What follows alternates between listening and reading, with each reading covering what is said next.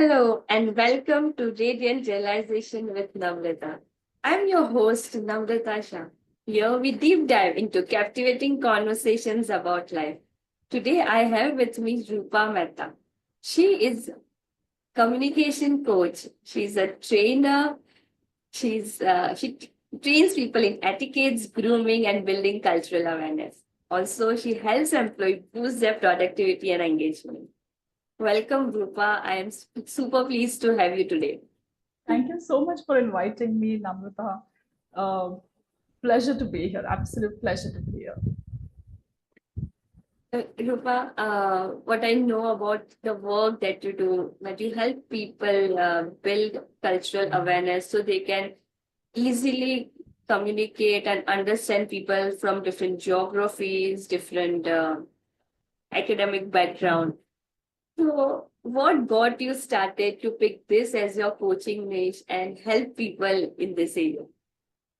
So I was always a communication trainer and a coach. I've been conducting workshops and training for over 18 years now. So in the beginning of the journey, so communication is something that I love doing any which ways. And in one of the clients, when I was in a meeting with them, they talked about some of the managers who had gone to a European country, and they got some kind of a feedback saying that some of the managers they found were a little bit rude. And I had trained these managers, and I said, they are not rude. They're such nice people.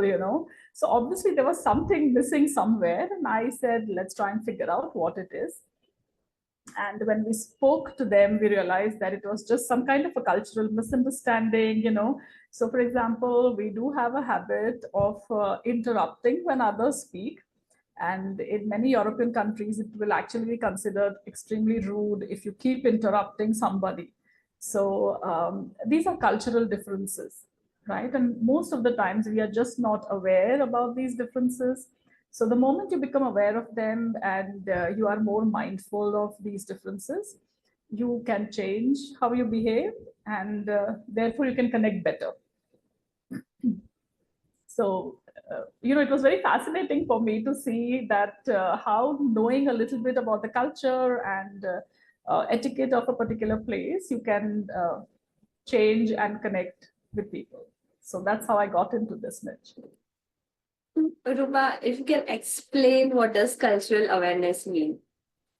So cultural awareness is first, let's understand what is culture, right?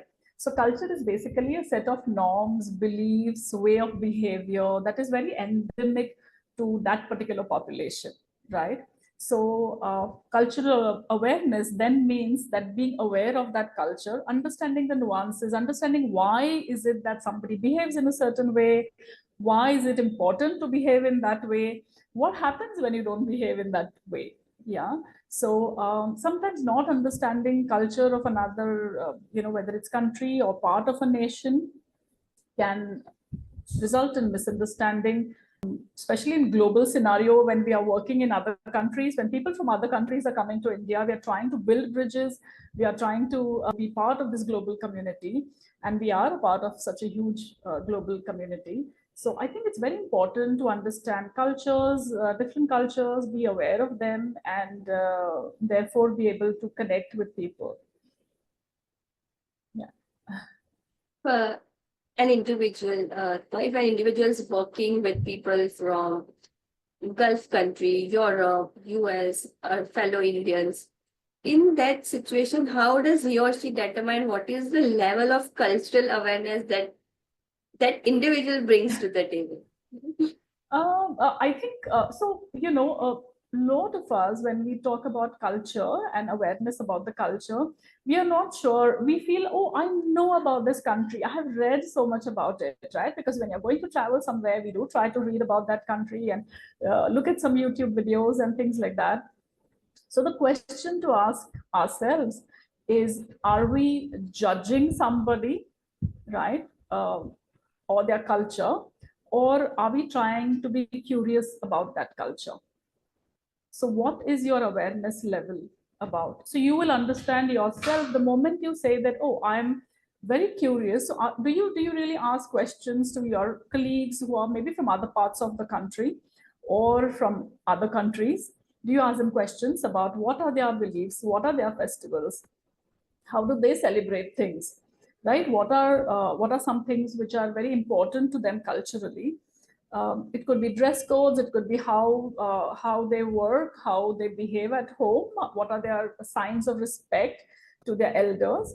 These are all cultural aspects that and when you are from a particular culture, you're very comfortable with them, so you believe that, oh, everybody should know this, right? So to give you a very small example, in most Indian houses, Japanese houses, you will remove your footwear at the door, right? And it is so ingrained in us since we are tiny, tiny, tiny tots that it's a part of who we are. So when, let's say, somebody comes into the house and they walk into your house with the shoes on, it's such a huge shock. It's like, how can you not know something? Like, everybody knows this. Yeah. And that's where the little bit of the judgment part comes in, rather than thinking, oh, why would somebody do this, right? So being curious versus being judgmental, and that allows you to open your horizons, that allows you to try and figure out, what is this like, is this something different happening here? Well, can I find out more about this person? Is this how they are in their countries or wherever they come from, right? Because if you don't and you end up judging, then there are going to be misunderstandings and maybe even resentment. You might not want to work with somebody who doesn't even respect this much, because this is the first sign of respect to come into the house, right? That you respect the norms. So it helps. Understanding culture can really be helpful. Now, each individual, we as a human being, we have our personal biases. Some we are aware, some we are not aware about. So, how does this impact our ability to connect with people from different cultures? Yeah, so beautifully said. We of course have our biases, right? So, for example, Namrata, if I ask you, how do you think people from the north are? What will you say? Outgoing people. Very outgoing. They're very boisterous. They can be loud as well. If I ask you, how do you think people from the south of India are? What would you say? They are very humble. Humble, maybe quiet, right? They'll mind their own business to a very large extent, right? So we have our biases, correct? And similarly, on the global scale as well, we have our biases, right? So if you see some of the research that is done, you will see that, for example, people from the US are considered to be a little bit brash and rude. Yeah. Are they really like that? May not be. It is just a cultural thing, right? And not everybody from US is going to be like that, right? But that's your bias, right? That's your bias, and it does affect you. So let me give you an example, okay? So and even some cultural things, right? So let's say somebody from UK and from US is working together. Now, something small like, a phrase which is, let's table this. Okay, now this phrase in UK will mean, let's work on it. We need to work on it immediately. Okay, the same phrase in US will mean, let's shelve it, like let's keep it aside. We are not working on this. Okay, now the same phrase spoken in the same language has completely different meanings in two different countries. Now imagine these two colleagues are working with each other, right? And one says this, one says this. So this person is expecting that the person from US has pronto, immediately started working on it, while this person is showing no interest in continuing with that project, right? Or whatever it is that they're going to do. And now, so there's another layer, right? So it's like an onion, we are peeling the layers now. So imagine now this person thinks, oh, this person is brash, he might be rude to me if I ask him too many questions, right? So there is something happening, but this person is too diffident to ask for clarification, right? The person from UK is too diffident to ask for clarification. And the person from US is completely unaware because he's done exactly what he was asked to do, right? Let's table this. Let's not work on it. And he hasn't. So for him, nothing has happened which is wrong. And he's wondering suddenly, why is the behavior of this person from UK changed towards me? Yeah. So biases definitely play a role in how we communicate, how we see the other person as well. Yeah, so we need to, again, I would say, uh, we do have biases. I would say we, not that we don't have biases, and maybe it's difficult to remove them. But again, being aware of the bias that we do have, whether it's within our country or even outside the country, we need to be aware of this bias, because the moment awareness comes in, then you can try and be mindful of the bias whenever you feel it surfacing, and then work around that bias. Yeah, so again, being curious rather than this thing that, oh, we spoke about this. Now imagine, instead of this scenario, another scenario where the person from UK is saying, we decided to go ahead with the project, and the person from US isn't going ahead. Rather than being judgmental about it and let the biases play out, imagine if this person says, let me clarify, let me figure out what is happening. We decided to do this immediately, so why would this person not do it? Let me try and figure out. Right, so just being aware of the bias and then working around it, saying, not necessary that this person is going to be rude towards me, let me figure out what's happening. Yeah, so biases can sometimes stop you from communicating with the person. So we just need to be aware of these biases. Staying curious is a way to beat these differences and not to come out as a rude person. Yes, yes, yes.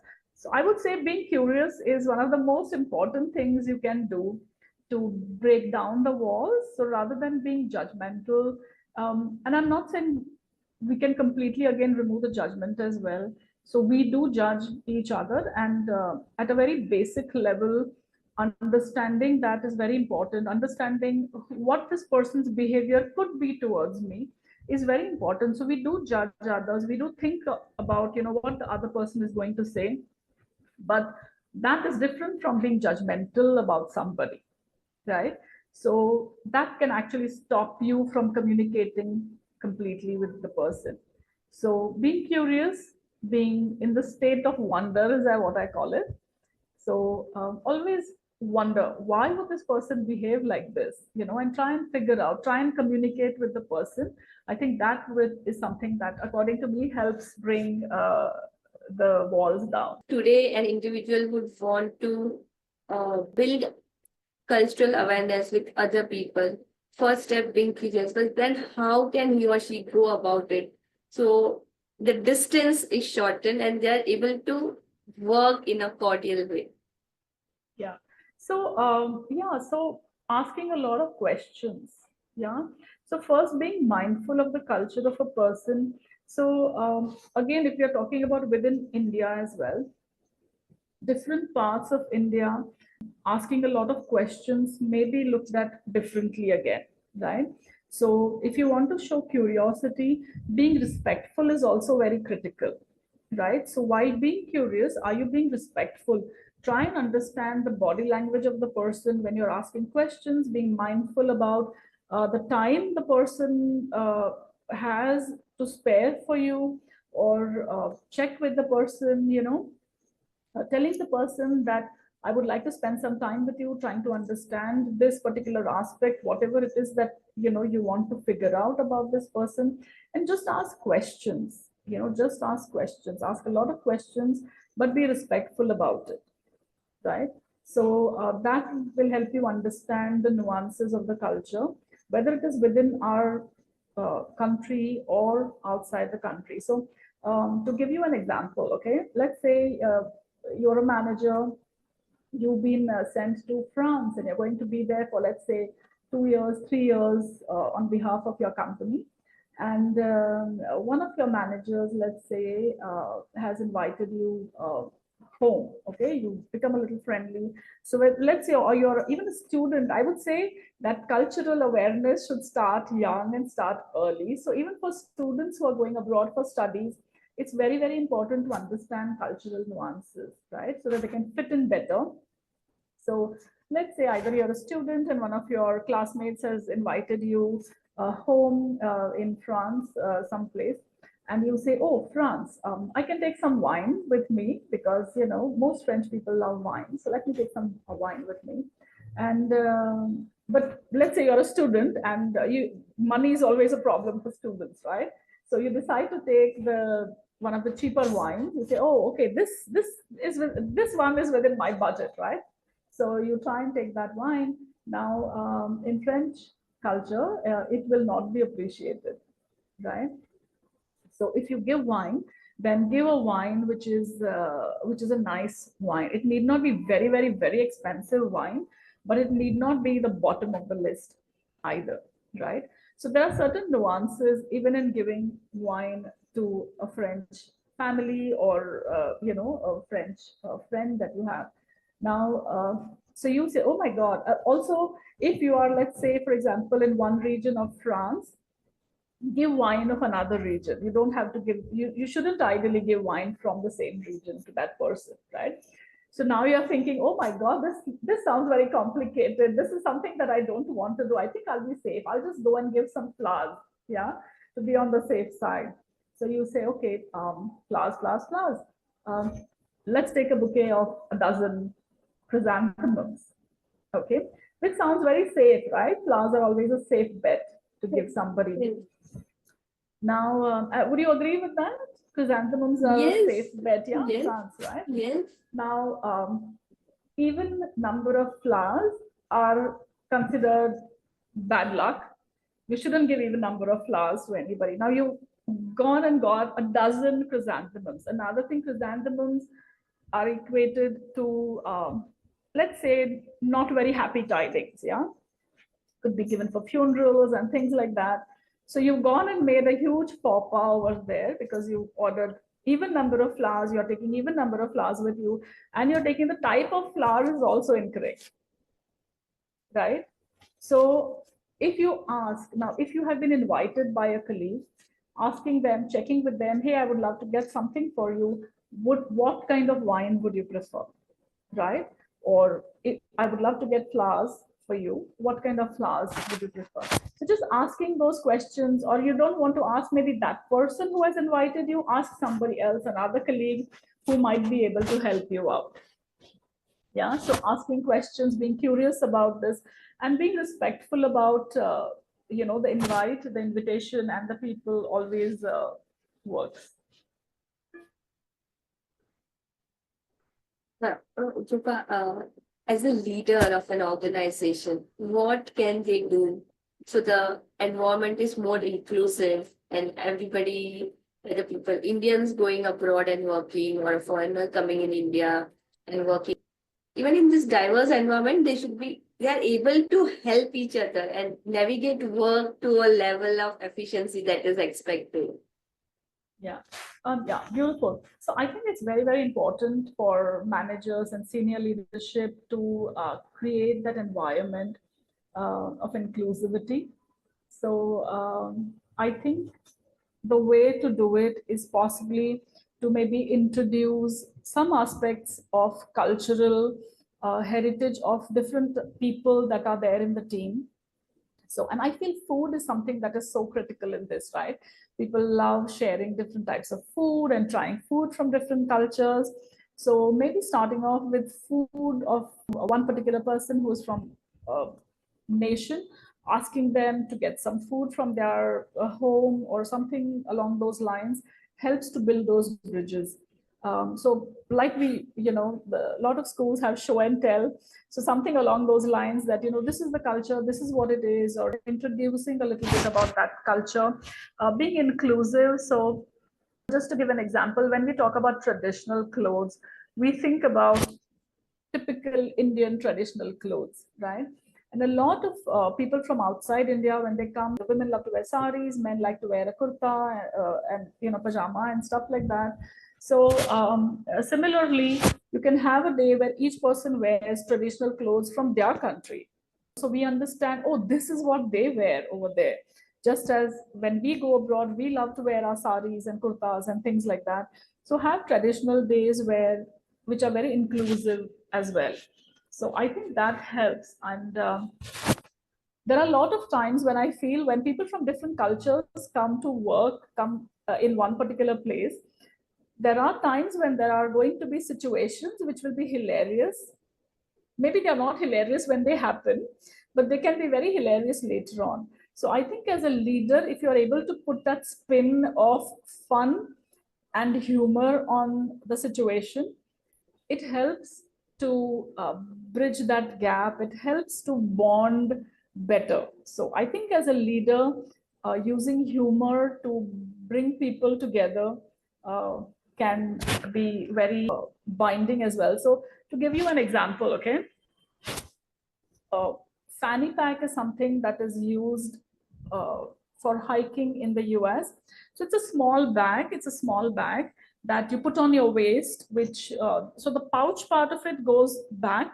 Okay, so kind of above your bum basically, and you have a belt that comes ahead. So it's used for like a day trek, or if you're just going to be walking around for the day, you can keep a little bit of money in that. You keep water bottle, and whatever you want goes in that. It's a small bag that you put around your waist basically.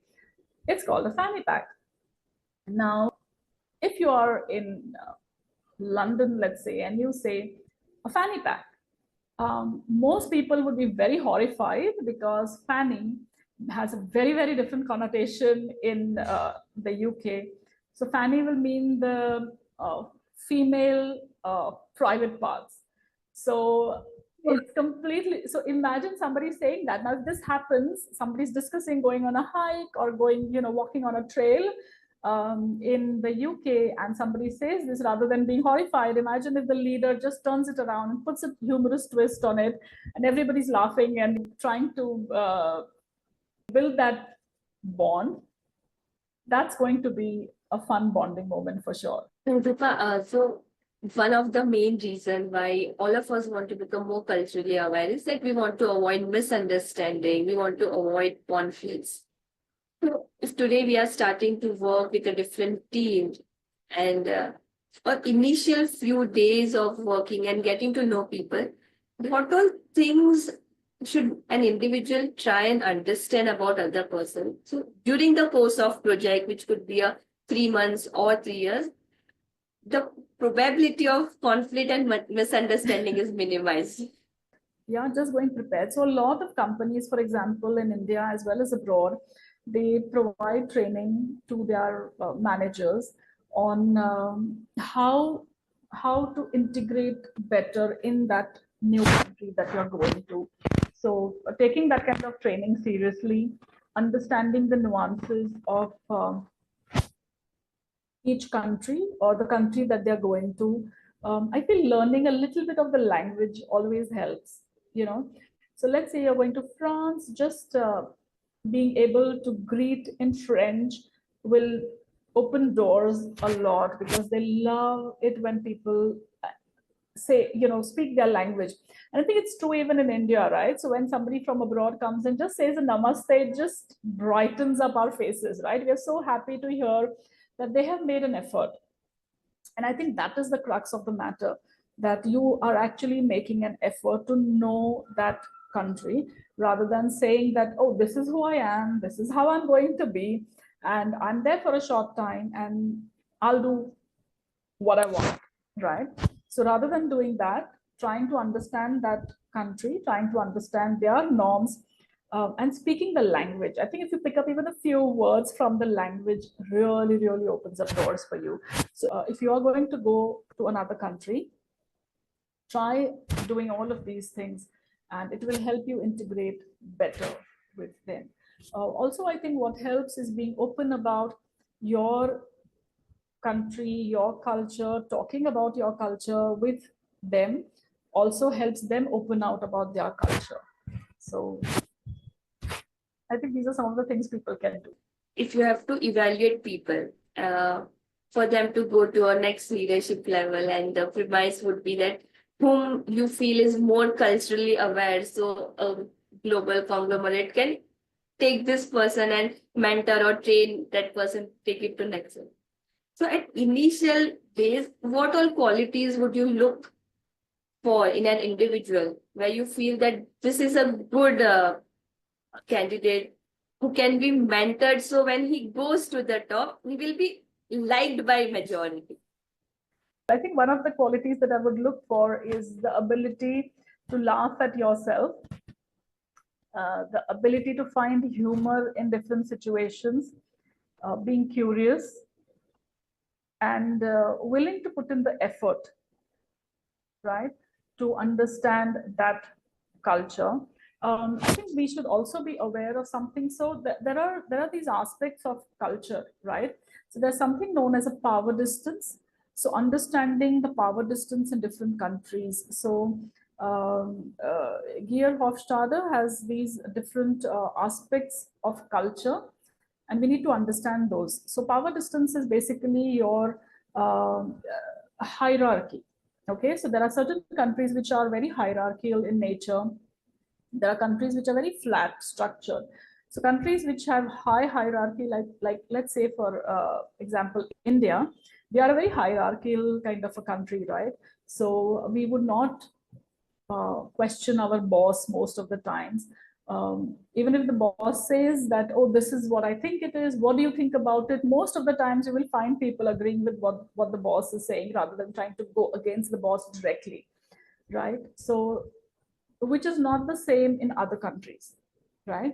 So in the US, you would be very open, challenging your boss about what he has said. You would go against what he has said as well, very openly, and it is expected, right? Now imagine somebody from India is going to the US and the boss is asking about some things, his opinion about things, and this person is in his mind thinking, oh, it should be like this, but he's my boss. How can I go directly against him? Maybe I will talk with him later. And in the meeting in front of everybody, because he doesn't want his boss to feel bad that a junior is questioning you so blatantly in front of everyone, he keeps his mouth shut, and the meeting goes on and they've decided whatever. And then this person, because he knows that, oh, this shouldn't happen, he goes and talks to the boss and he's completely horrified. He's like, but I asked you in front of everyone, right? So why wouldn't you open your mouth at that time? So now this is cultural difference. It's basically your power distance, right? In India, you wouldn't be expected to, in front of everybody, confront your boss or go against what he's saying. In most of the time, things are changing now, even here. Things are definitely changing, especially in big cities where you would be expected to, whatever it is, say it in front of everybody. But being aware of these, right? So being aware of, let's say, power distance and other aspects of culture can really help managers integrate in other countries. Rupa, a lot of times what I've seen in India, when we are made aware about other culture, we try to adopt it. Like we try to take it and minimize our culture or the way we do our things on a day-to-day basis. So what I would like to know from you is what can a leader or an individual do in such a way that they are able to balance these cultural differences at the same time maintain the authenticity of where he or she is coming from? Yeah.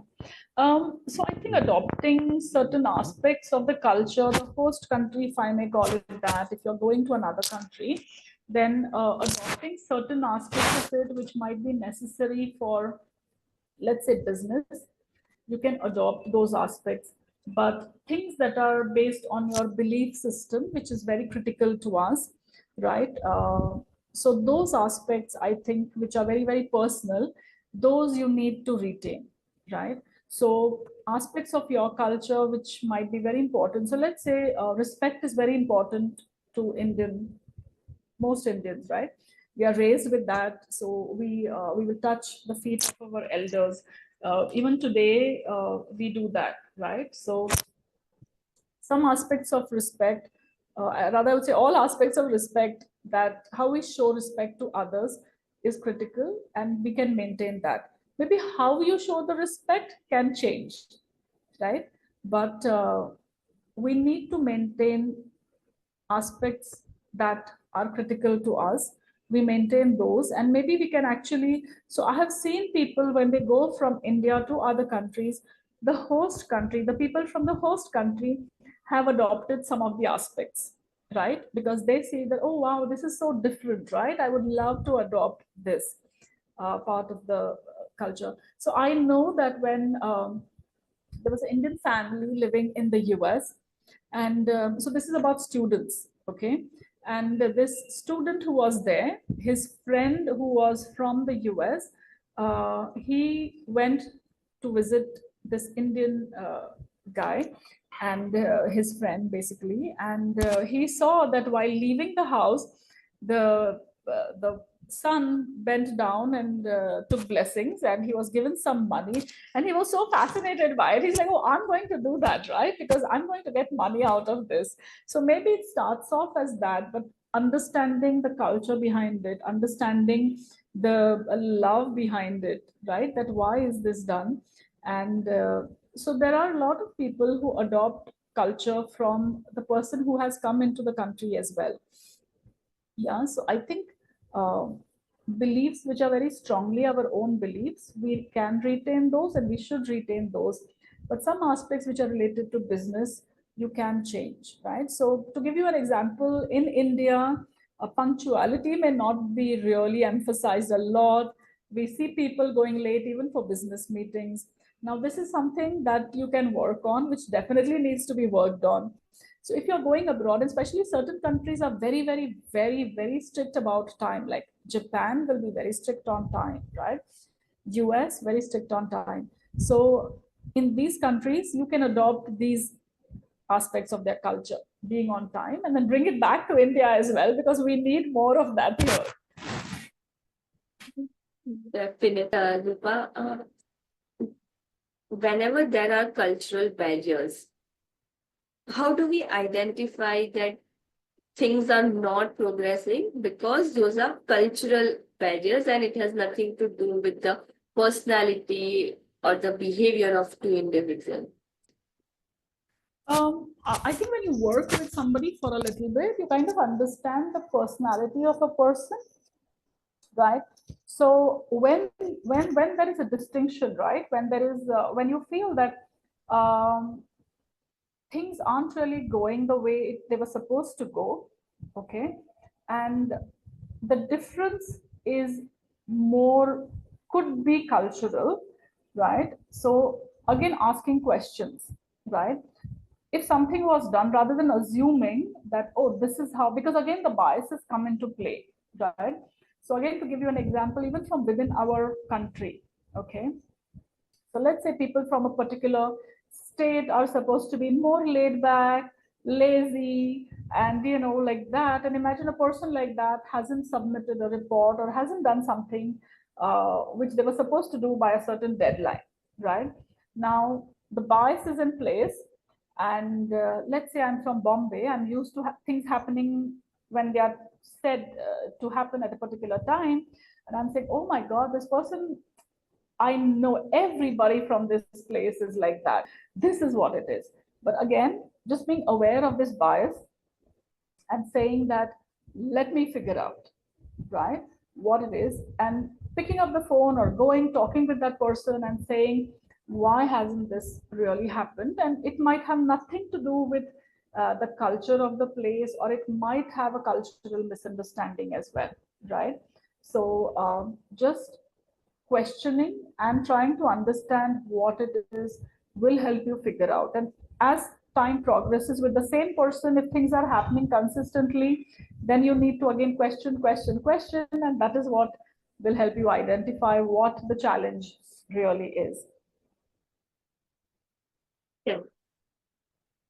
Because a lot of time for pre-COVID, especially during pre-COVID days, connecting with people from different geography was more like a CXO level responsibility. But then it is percolating down to junior level, also at the fresher level. So, and so in this case, what can a parent do? So while they're raising their child, the child is brought up in a way that is culturally aware. So even the first day at work, he's able to deal with people from different culture. Yeah. Oh, beautiful question. So, like I said, I really believe a lot that young kids also need to be aware culturally, you know. So, I think just keeping an open mindset, parents need to encourage more and more. They need to encourage their children to interact with people from other cultures as much as possible, right? Going on trips across the country will help you understand the different cultures, to understand how people behave, how people eat, how people question, how people travel, how people dress. And even that will open up your mind. You start, so the base is laid over there. When you travel, I feel traveling is the best thing you can do to increase cultural awareness. you know so I think just travel, take your kids and travel as much as possible, because that's going to open their horizons. It's going to open their minds and eyes to the fact that, oh, in my little bubble where I live, this is how everybody is, but not everybody is like that. So in the major cities in the country like Bombay and Delhi, we are like a melting pot. So we do have people from a lot of other cities and countries as well. So we are kind of used to seeing different types of cultures and people from different cultures, but it might not be same in other smaller towns and cities, and even in the more interior parts of the country. So I think just traveling to different places opens out your mind. So just the food, how people eat food, what kind of food people eat. If you don't do that, I feel at a very young age, very often, I feel children get used to eating only a certain type of food. So one thing that I do, and I encourage everyone to do when they travel, is to try local food. You know, one, it's a lot of fun. You get to taste different things completely, and you can connect with people. So whether you're traveling for work, whether you're traveling for studies, just try the food of that country. So a lot of the times, even the tour companies in India, if you go to see, they have Indian food, right? Tour with us. We have Indian food. And I'm like, why would you eat Indian food when you go to other countries? Try the food of that country, because that really opens things up for you. You can talk with the locals. You can ask, what is this? Why is this like this? How is this made? You can see that there are so many similarities between food. There are distinctions, but also similarities which can actually bind you, right? So I feel for children, one of the best things parents can do is just travel with them, take them to different parts, and have them, talk to them about different cultures. And children, when they see, children are naturally curious. So they are going to ask you questions. When they see somebody dress differently, when they see somebody talk differently, when they see somebody look different, how do you respond to all these questions is very critical. So if you respond in a way where the child says, oh, wow, that's fascinating, I would love to know more about it, that is going to help the child when the child grows up more and wants to travel. And whether traveling for work, whether traveling for studies, it's going to help that child tremendously in asking the right questions and integrating into that society. Now we've got to know what all things we can do to make ourselves more culturally aware. If somebody wants to start understanding other culture in much deeper level, maybe because that person is going to be stationary in that country for a longer duration. So in that journey, how can they start learning about other people at the same time does not sound disrespectful to them? Yeah. Um, I think um, I think one suggestion that I can give is just observe. Yeah. Observe and then speak. So see what others are doing, see what seems to be the norm around here, and do that. Okay. So to give you an example, let's say you have been transferred to Japan. Okay. So again, a very hierarchical society like India, but they are culturally, some aspects are different as well, right? So there is one aspect in Japan where people after work, the employees, the teammates after work will go for a drink. Okay. And you will be invited for a drink, and your thought is like, oh, I'm not comfortable drinking with my colleagues, because that's not something that we do in India much, right? We are not used to a drinking culture much. We don't go out and drink with our colleagues often until you become friends with them, and then you will do it, right? Like as a whole team, going out for drinking very regularly is not something that we do. Once we become friends with them, of course, we go out and we drink and we party and we do all of that. But just as a team, going out drinking all the time is not something that we do. Now, this is something which is very common in Japan. So, you might be tempted to say, "Oh, I'm sorry, I don't drink. I would like to beg off." And once or twice it might be accepted, because yes, everybody has a reason why they might not want to drink on certain days. But doing it regularly might make you seem standoffish, might make you seem like you're not interested in being part of the team, and all kinds of negative connotations. So even if you're not going to drink once you are there, it's a good idea to join people for the drink, right? Now, this is something that you can observe. If you see that, oh, the whole team seems to be going out regularly, you can either ask somebody whom you gel with better than some of the other people. You can ask them, oh, is this a norm? How does this work? What happens? Ask all those kind of questions and observe what is happening. So even once you're there, if you don't want to drink, you can just accept the glass that is given to you, keep it aside, don't drink. Or if you don't drink too much, you're not one of those people who can really hold their drink very well, so you can just have maybe a sip or so and then keep it aside, and that's about it, right? But not going, so that is accepted. Not really drinking like a fish is fine, but not going, not accompanying your team is what is frowned upon. Now, this is something that you will see, because you will see that, oh, the whole team seems to be going out regularly. So maybe I need to be a part of this. Maybe I shouldn't say no all the time, correct? So just by observing what is happening around you can help. Similarly, let's say, for example, we dress quite formally in most companies, right? Especially in NBFCs, banks, and places like that, we do dress quite formally nowadays. So imagine you have been posted to Australia, where it's quite casual dressing culture, and you end up going there full suited, booted, and everything, and people are going to be looking at you like, "What's up? What's happening? Like, why this? Is it like a very big client meeting or something like that? Why would you be dressed like this?" So once you notice a couple of days, and you can just laugh at yourself and say that, oh, I thought this is how everybody dresses, or something like that. And adopting to that can help. So just being very observant about what is happening, and changing our behavior accordingly can help tremendously. What practices can we do on a daily basis so we are building our awareness muscle? So at any point in time, it does not come as a shock, even if we are going to a remotest country or a very progressive business hub. Anywhere we are able to make ourselves comfortable in those situations. So on a daily basis, I would say that just being open to different cultures. We are raised in a way that we are very comfortable in our own culture. We are raised in a way where um, we know that this is how things are done, and we are very comfortable doing it, right?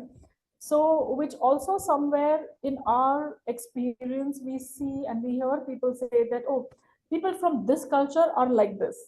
So to put it in a very Indian way, these people are like this only, right? That is how we would say it, right? So it becomes like a firm belief for us that, oh, people from this culture are like this. From this culture, this is how they are, and this is how they will be. So that belief starts becoming stronger and stronger, and when a chance comes to interact with people from that culture, we are guarding against it, because we believe that, oh, this is how things will be, right? So we are again judging them, the biases come into play. So on a daily basis, I think bringing it into awareness that, oh, this is a bias that I may have, not that I do have it, but is it possible that my reaction is a bias? Is it possible that I'm reacting through this bias is critical, right? That awareness is very critical. So being in that awareness constantly and trying and figure out whether I can come out of this bias, right? The bias, again, I always say that it's very difficult to delete the bias completely, but bringing it into awareness and then going from there helps us to connect with people so much better, understanding that culture. And I think once you understand why somebody does something, it helps us to, accept it better most of the times, right? So understanding that this is the culture, this is how they are, this is how they behave, and this is the part of their culture, right? So Italians, for example, will speak with their hands, they gesture a lot and things like that. So for somebody who comes from a culture where movement is very restricted, all your expressions are very nuanced. So let's say a Japanese person being posted in Australia, very different cultures, right? Very, very different cultures. And maybe the person from Australia is going to think, oh my God, these people are like so loud, right? Whether it's Australia, whether it's Italy, the Japanese person will probably feel that, oh my God, these guys are very loud, correct? Because they might be boisterous according to the Japanese person, right? But understanding the culture, understanding that yes, they are like this, but they are also very warm, very loving people, correct? So there is a balance somewhere, there is a difference in cultures, understanding that and being aware that, so maybe the person has already made a bias that they're going to be loud, they're going to be like this, they're going to be like that. And when you go there and you feel that, oh my God, yes, this is how they are, so rather than that, trying to understand them better will help people integrate better when the chance comes to meet up with them. I enjoyed our conversation, and I think there's so much beneath each face that we see, or even the people whose voice we hear over office calls, from where they are coming and what beliefs they bring in, what skill set they bring. And what I learned from you, Rupa, is the best way to get to know people is by staying curious, using humor to minimize conflict, and also being very observant. I think these are the small things which we take it for granted because we work a lot from our head. We have some thoughts, and that is what we are trying to see in the outer world. But you're saying, like, observe what is going in the outer world and then bring it to yourself. So it's easy to get along. Thank you so much, Rupa. Thank you for coming and sharing your views. It was my pleasure having you today on my show. Thank you so much for inviting me. It was an absolute pleasure being here. It was lovely chatting with you. Thank you so much.